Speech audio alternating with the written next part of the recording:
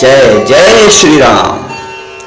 क्या आपने कभी सोचा है कि श्री राम सिर्फ एक महान राजा और मर्यादा पुरुषोत्तम थे, या उनके जीवन में कुछ ऐसे गहरे रहस्य छिपे हैं जो हमें आज तक नहीं बताए गए।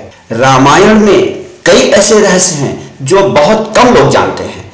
कुछ वैज्ञानिक तथ्यों से जुड़े हैं, कुछ ऐतिहासिक प्रमाणों से और कुछ आध्यात्मिक गहराइयों से। आज इस वीडियो में हम उन्हीं अनकहे रहस्यों का विवेचन करेंगे जो आपके मन में कई नए सवाल और नई जिज्ञासा पैदा कर सकते हैं। तो इस वीडियो को अंत तक जरूर देखें। श्री राम की जन्म तिथि 10 जनवरी 5114 ईसा पूर्व, खगोल शास्त्रीय प्रमाण। क्या आप जानते हैं कि श्री राम की जन्म तिथि की गणना खगोल शास्त्र एस्ट्रोनॉमी के आधार पर की जा चुकी है। नासा और भारतीय वैज्ञानिकों ने प्लेनेटेरियम सॉफ्टवेयर का उपयोग करके इस ऐतिहासिक तिथि की पुष्टि की है। रामचरितमानस में इस खगोलीय स्थिति का उल्लेख इस प्रकार मिलता है। जोग लगन ग्रह पारी तिथि सकल भय अनुकूल, चर वचर हर्ष जुत राम जन्म सुख मूल। नवमी तिथि मधुमास पुनीता, शुक्ल पक्ष अभिजित हरि प्रीता। अर्थात राम जन्म के दिन मंगलवार था, चैत्र मास की नवमी तिथि थी, शुक्ल पक्ष था तथा अभिजित मुहूर्त था। वाल्मीकि रामायण के अनुसार श्री राम के जन्म के समय पुष्य नक्षत्र था, सूर्य मेष राशि में था, मंगल मकर राशि में, शनि तुला राशि में, बृहस्पति कर्क राशि में तथा शुक्र मीन राशि में स्थित था। यह योग अभिजित मुहूर्त में बना जो दोपहर के समय आता है। जब इन खगोलीय परिस्थितियों को नासा और भारतीय वैज्ञानिकों ने प्लेनेटेरियम सॉफ्टवेयर से जांचा तो पाया कि इन ग्रहों की स्थिति लगभग 7000 साल पहले बनी थी। प्रसिद्ध खगोल शास्त्री डॉक्टर पीवी वर्धक ने रामायण में उल्लिखित ग्रहों, नक्षत्रों और खगोलीय घटनाओं का विश्लेषण कर गणना की कि श्री राम का जन्म 10 जनवरी 5114 ईसा पूर्व को हुआ था। राम सेतु मिथक या वैज्ञानिक सत्य।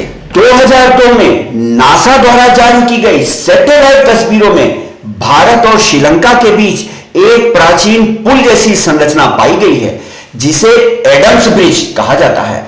वैज्ञानिक अध्ययनों के अनुसार यह संरचना लगभग 7000 साल पुरानी हो सकती है, जो रामायण काल के अनुसार श्री राम के युग से मेल खाती है। नासा के वैज्ञानिकों ने यह भी पाया कि इस सेतु का निर्माण प्राकृतिक नहीं बल्कि किसी प्रकार के मानवीय हस्तक्षेप का परिणाम प्रतीत होता है।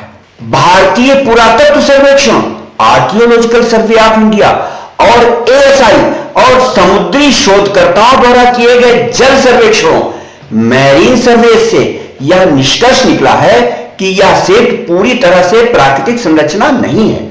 भारतीय राष्ट्रीय समुद्री प्रौद्योगिकी संस्थान national institute of ocean technology ने भी समुद्री अध्ययन किए हैं जिनसे पता चला है कि राम सेतु का आधार चट्टानों से बना है, लेकिन इसके ऊपर की परतों में प्राकृतिक रूप से वहां नहीं पाए जाने वाली चट्टानें रखी गई हैं।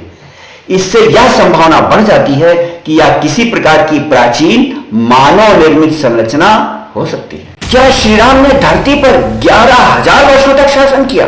वाल्मीकि रामायण और कई पुराणों में उल्लेख मिलता है कि श्री राम ने 11000 वर्षों तक पृथ्वी पर शासन किया। यह तथ्य हमें धार्मिक ग्रंथों से प्राप्त होता है, लेकिन क्या यह वैज्ञानिक दृष्टि से संभव है? आज के समय में 11000 वर्षों तक किसी का जीवन असंभव लगता है, पर हमारे प्राचीन ग्रंथों के अनुसार हर युग में मानव का जीवन काल बदलता रहा है। सतयुग में मनुष्य की औसत आयु लगभग 1 लाख वर्ष थी, वहीं त्रेता युग में मनुष्य की औसत आयु 20,000 से 25,000 वर्ष थी। द्वापर युग में आते आते मनुष्य की औसत आयु 2000 से 10,000 वर्ष की हो गई और कलयुग में मनुष्य की औसत आयु 100 से 120 वर्ष रह गई। यदि त्रेता युग में मनुष्यों की औसत आयु 20,000 से 25,000 वर्ष थी, तो श्री राम का 11,000 वर्षों तक शासन करना संभव माना जा सकता है। हालांकि पुरातत्व और वैज्ञानिक अध्ययन अभी तक इस बात को प्रमाणित नहीं कर पाए हैं कि प्राचीन युगों में मनुष्य की आयु हजारों वर्षों तक होती थी। क्या रामायण में उड़ने वाले पुष्पक विमान का वैज्ञानिक आधार है?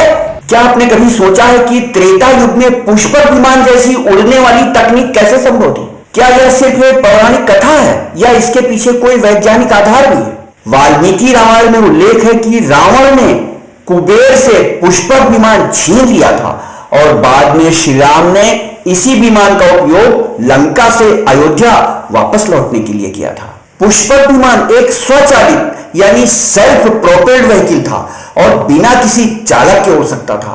इसमें कई लोगों के बैठने की क्षमता थी। यह एक ऊर्जा स्रोत से संचालित होता था जिसे रामायण में मंत्र शक्ति कहा गया है। 1918 में एक कन्नड़ पांडुलिपि वायुमानिक तंत्र सामने आई जिसे बाद में विमानिका शास्त्र नाम दे दिया गया। इसमें 4 प्रकार के विमानों का वर्णन पाया गया है। कुछ वैज्ञानिकों ने इस ग्रंथ का अध्ययन किया लेकिन इस पर विवाद भी रहा है कि क्या यह वास्तव में प्राचीन ज्ञान है या इसे बाद में लिखा गया।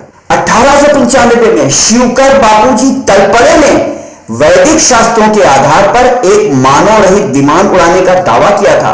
इस विमान का नाम था मरुत्सखा। नासा और अन्य अंतरिक्ष एजेंसियां आधुनिक आयन थ्रस्टर और एंटी ग्रेविटी तकनीक पर शोध कर रही हैं जो वैदिक विमानों की अवधारणा से मिलती जुलती है। क्या वाल्मीकि जी रामायण के असली लेखक नहीं थे? अक्सर हम सुनते हैं कि महर्षि वाल्मीकि जी ने रामायण की रचना की, लेकिन क्या आप जानते हैं कि कुछ पौराणिक प्रमाणों के अनुसार श्री राम की कथा सबसे पहले स्वयं भगवान शिव ने सुनाई थी। रामचरितमानस में इस कथा का उल्लेख इस प्रकार मिलता है। शंभु कीन यह चरित सुहावा, बहुरी कृपा करी उमहि सुनावा। सोई शिव कात फुसुंडी दीन्हा, राम भगत अधिकारी चीन्हा। तैसन जाग बलिक पुनि पावा, तिन पुनि भरद्वाज प्रति गावा। अर्थात सबसे पहले यह कथा भगवान शिव ने माता पार्वती को सुनाई, फिर यह कथा काकभूषुंडी जी को प्रदान की गई। आगे चलकर यह ज्ञान महर्षि याज्ञवल्क्य से महर्षि भारद्वाज तक पहुंचा। तुलसीदास जी ने स्वयं यह स्वीकार किया है कि उन्होंने यह कथा बचपन में अपने गुरु जी से सुनी थी। मैं पुनि निज गुर सन सुनी, कथा सो सूकर खेत।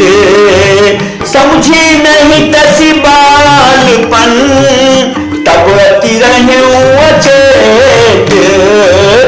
यह सत्य है कि रामायण की कथा सबसे पहले भगवान शिव ने सुनाई, लेकिन महर्षि वाल्मीकि जी पहले व्यक्ति थे जिन्होंने इसे संस्कृत में लिपिबद्ध किया। इसलिए रामायण का श्रेय मुख्य रूप से वाल्मीकि जी को दिया जाता है, लेकिन इसकी उत्पत्ति शिव जी की दिव्य वाणी से हुई मानी जाती है। अगर आपको यह कथा पसंद आई हो तो इसे लाइक और शेयर जरूर करें। अपने विचार कमेंट में साझा करें। हमारे चैनल रामकथा मंदाकिनी को सब्सक्राइब करें ताकि ऐसी और भी दिव्य कथाएं आप तक पहुंच सके। आपकी भक्ति और समर्थन से यह राम कथा जन जन तक पहुंचेगी।